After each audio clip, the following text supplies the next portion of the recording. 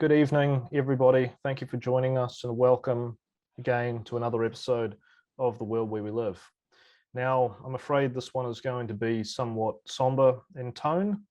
That is of necessity because we are going to discuss a very serious incident that recently happened. On the 3rd of this month, the 3rd of September 2021, once again, New Zealand was the site of a terrorist attack. This time, a young man who pledged allegiance to ISIS went into Lynn Mall in New Lynn in Auckland and grabbed a knife and seriously hurt 3 people. 7 were put in hospital in total. Thank God nobody was killed. It appears that the victims will all recover, and he was shot dead by police. Good. It was excellent. That is the best outcome from this entire event, that it was executed by the police. That is justice done right there, and I don't have any problem with saying that live to everybody. I think that is a fantastic thing that happened. They should have done it to Brenton Tarrant as well. We don't need these people in society. Absolutely, and I think the Christchurch attack can be another discussion for another podcast, possibly next year on its 3rd anniversary. But yeah, if there's one silver lining to it, yes, they did kill him.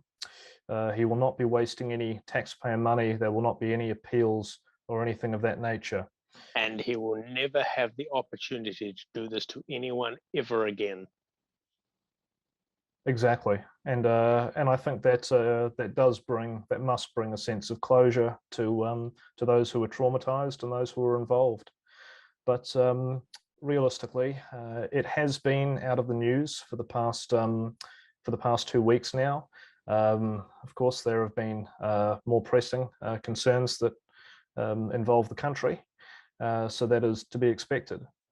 However, the several days of media coverage that followed this incident, they concerned us in several regards, not least of which was that a lot of the media statements seemed to read like advertisements for certain government departments and professions, rather than offering much critical analysis as to how this attack was able to happen and what's really going to be done in the wake of it. Well, what do you sort of know about how the attack evolved, and what do you understand is what the process actually took place that allowed him to get to that point?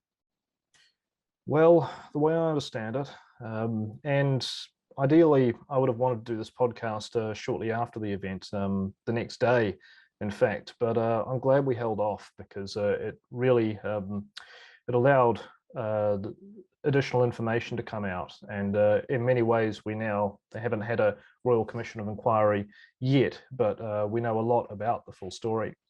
So the way I understand it, this man had been flagged on the terror watch list since 2015.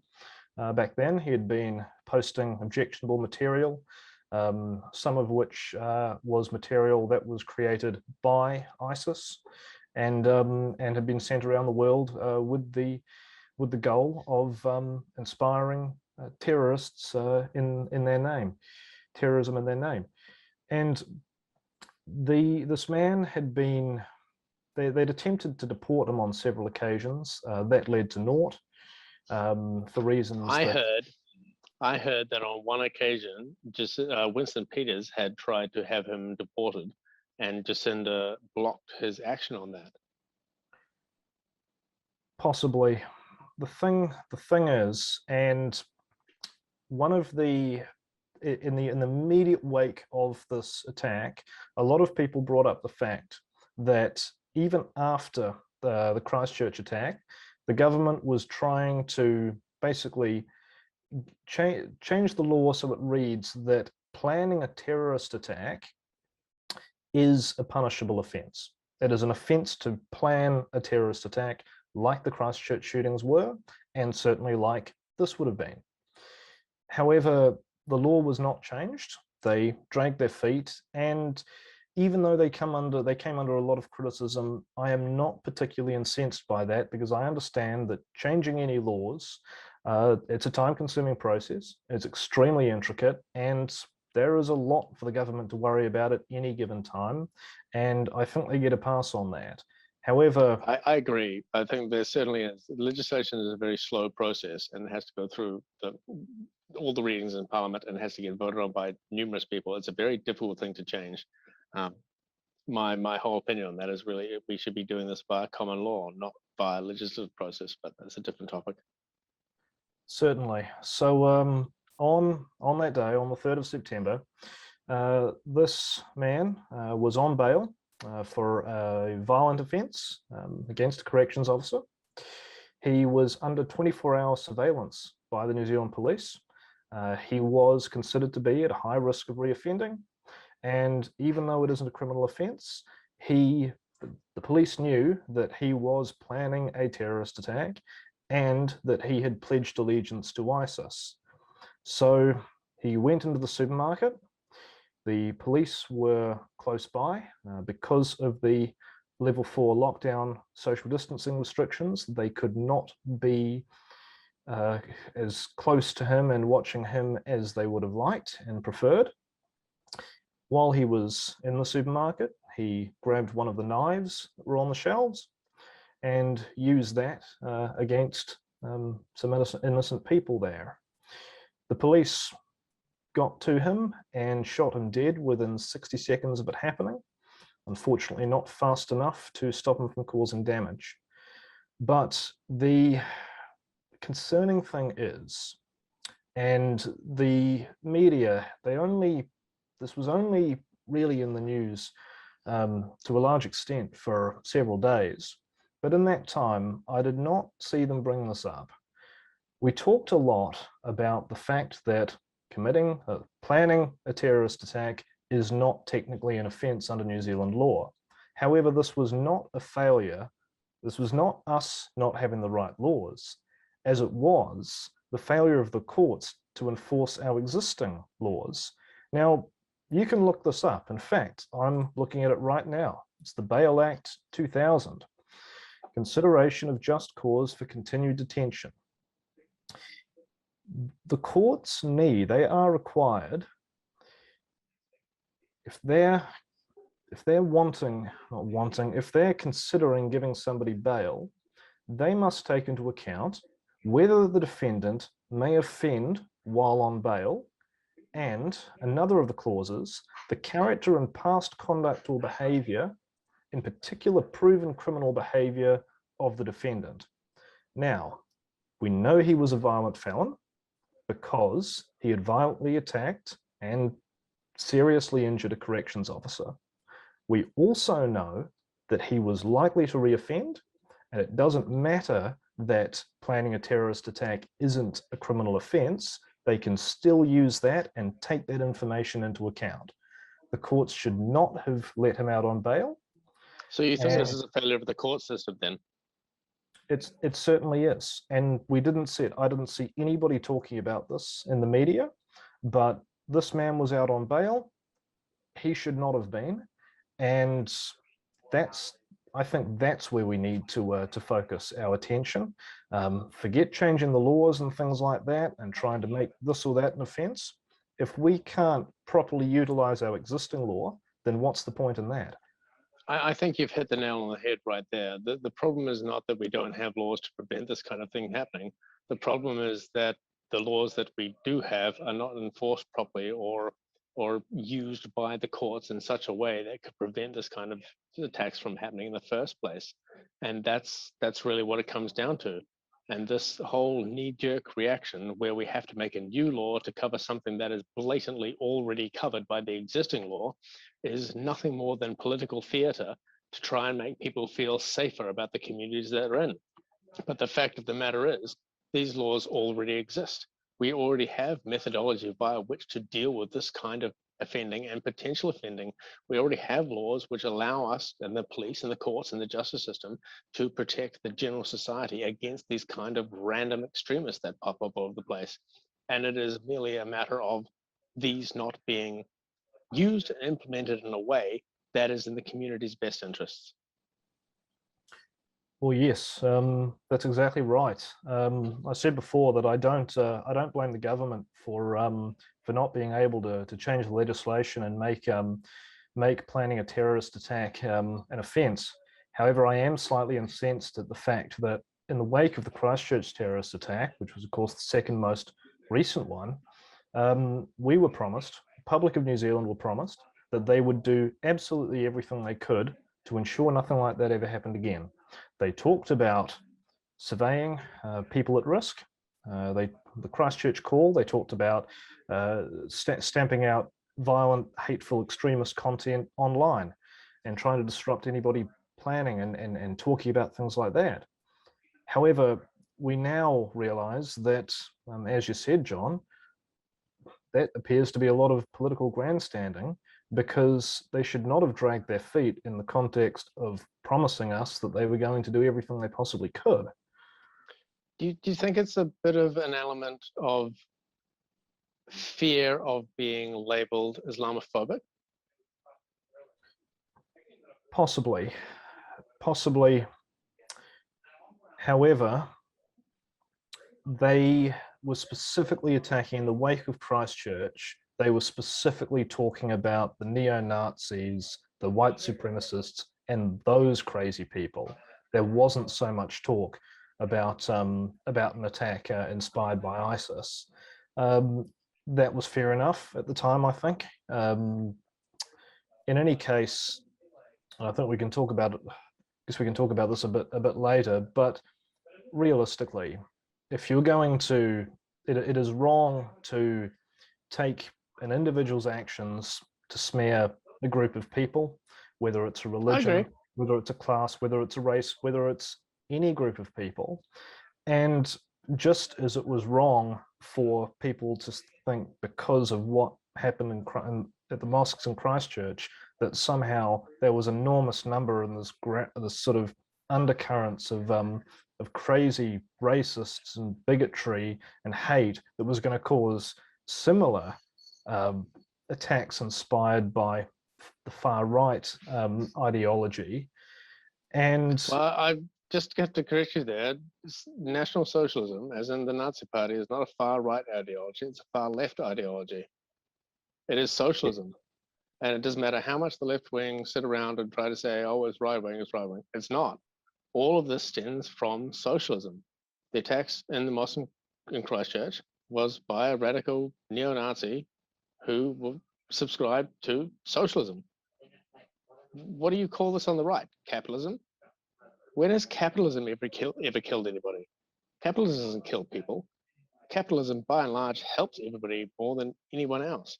And I totally reject this claim by the leftists who want to separate themselves from the horrific things that socialists have done, that this is right wing or far right or any of those categorizations of ideology, because it's not. It's socialism.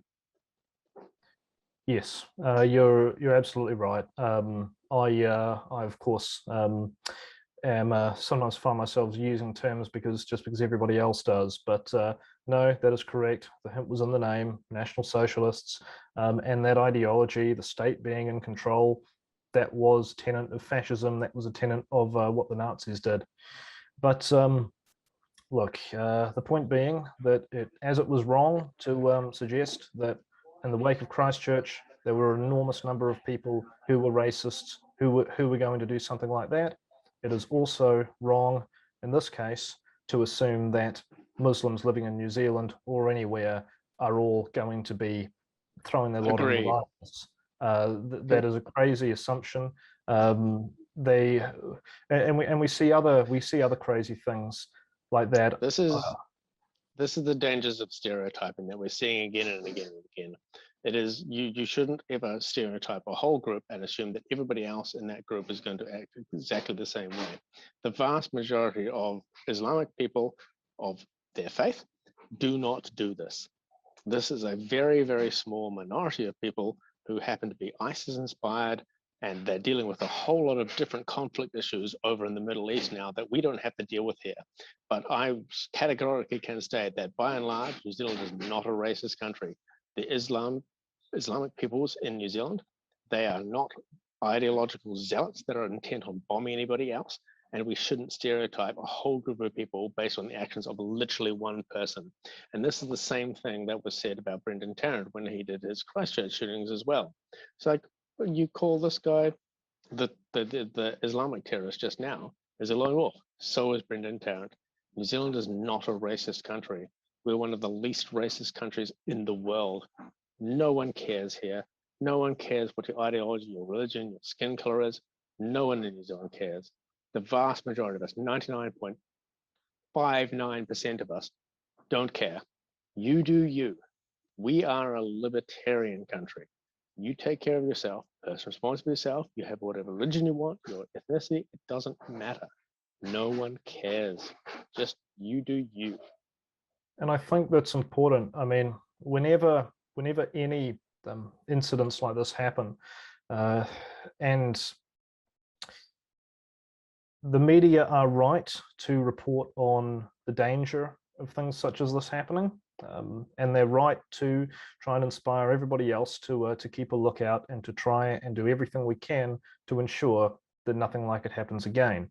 However, it's important to remember at times like these, there exists extraordinarily few people who are capable of doing these horrible things, whether it's white supremacy, that sort of terrorism, whether it's ISIS, whether it's Al-Qaeda, whether it's something else, I don't care.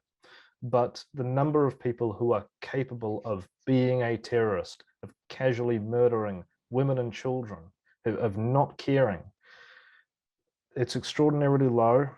The chances of another incident like this happening again is extraordinarily low, at the same time that after Christchurch, the chances of something inspired by Tarrant occurring was extraordinarily low. And well, so here's the follow-up question from that. What do you think are the lessons that we can learn from this event in conjunction with what the lessons are we could learn from the Brendan Tarrant stuff in Christchurch?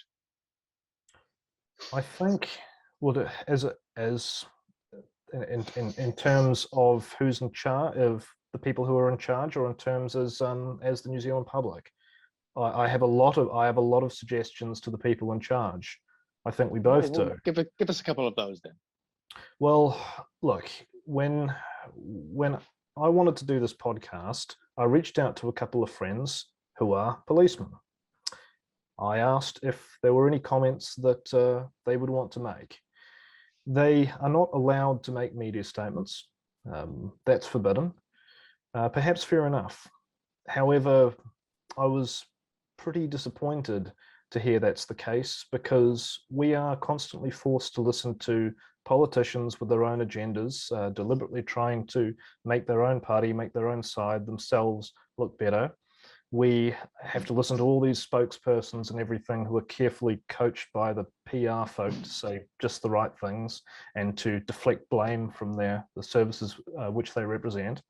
But I think who we need to be hearing from are the men and women, the frontline members of the police, and the other institutions that are right. Can you tell us a little bit of what they said to you? Well, basically, yes. They saw the situation that the police were put in because the courts did not gave bail to this terrorist who was at a high risk of reoffending, and they knew that at the time. The police did everything they could to survey him and stop him, and they did stop him. Tragically, he was able to inflict damage before this was possible.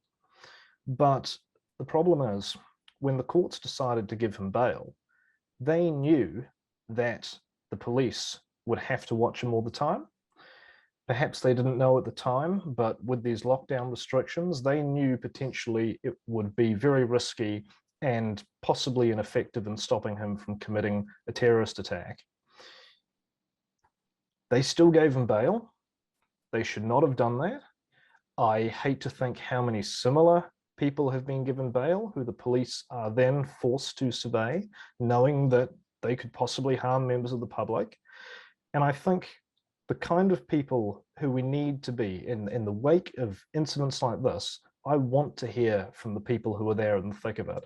I want to hear, perhaps anonymously, from the people who had to watch this crazy person who they knew was planning a terrorist attack. And if any of them were thinking, well, this is impractical, we cannot do this, we cannot keep the public safe in these circumstances, well, I also want to hear the explanation from the people representing the courts who decided to give him bail.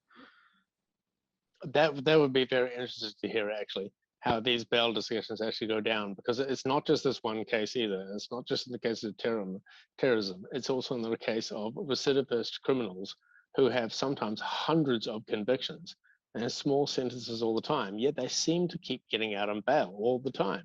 Like they're going to get better. I'm sorry, but if you've got more than 100 convictions, you're not getting better. You're a lifetime criminal. And part of this has to do with the way that we I don't want to say structure society, but part of the way that we deal with criminals after they've been offending. Because it's very hard to get a job, it's very hard to get a stable income, it's very hard to make money, it's very hard to support yourself. And crime seems such an easy way to get back into things and get your life back and up and running and give you some money to sort of deal with. And this is a larger problem of our criminal justice system that we definitely can't answer in this just one podcast today. But it is a larger problem than what we're just looking at now. I just don't know where to go. We could do a whole topic on this one, actually.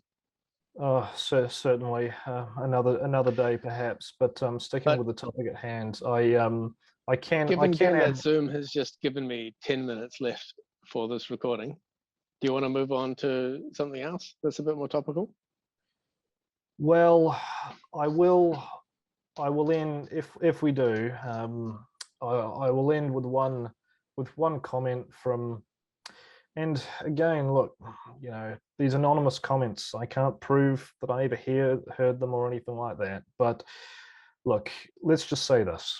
According to conversations I had with a couple of friends who are members of the police, there exists a massive gulf of difference between what the law seems to think is justified and what is required to keep New Zealanders safe, and what the police believe is justified in order to keep New Zealanders safe. I think that's a fine line to walk right there, because given ultimate power, the police could do some things that we wouldn't want to see outside of a police state, and we really don't want to head down that route. And that's partially what legislation is for. But I think this is a very open-ended, long-term discussion, and I think this needs to have more discussion in the Parliament first, and more discussion with the New Zealand public widely, and more discussion with the frontline officers who are dealing with this, because there's no such thing as 100% safety. You do have to take some responsibility for your own safety when you're out in public. No, you shouldn't live in a society where you expect to be stabbed or shot or get into fights around every corner. And I don't quite know exactly how we should deal with that, because at one end of the spectrum is libertarianism, pure libertarianism, where you take care of yourself and we end up in an open carry scenario.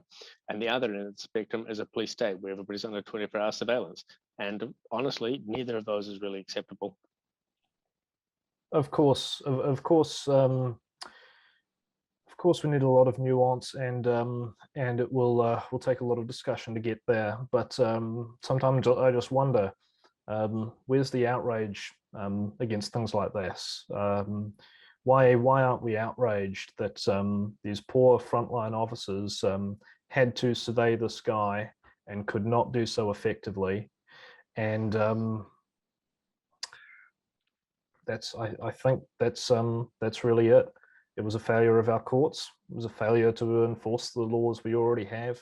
Forget changing the definitions of whatever to try and fight terrorism. If we can't appropriately utilize the laws we already have, then we're not going to see any change come out of this. Yep, and I think that's probably a good place to leave that. It's sort of an undecided matter for people to make up their own minds about this, and where not the blame should appropriately be placed, but where the responsibility should be appropriately placed. In any case, I think that's probably about where we should leave it for this evening. So thank you all for joining us for another episode of The World Where We Live. And hopefully we'll see you again next week to talk about New Zealand current events and affairs and what's going on. Take care. Stay safe.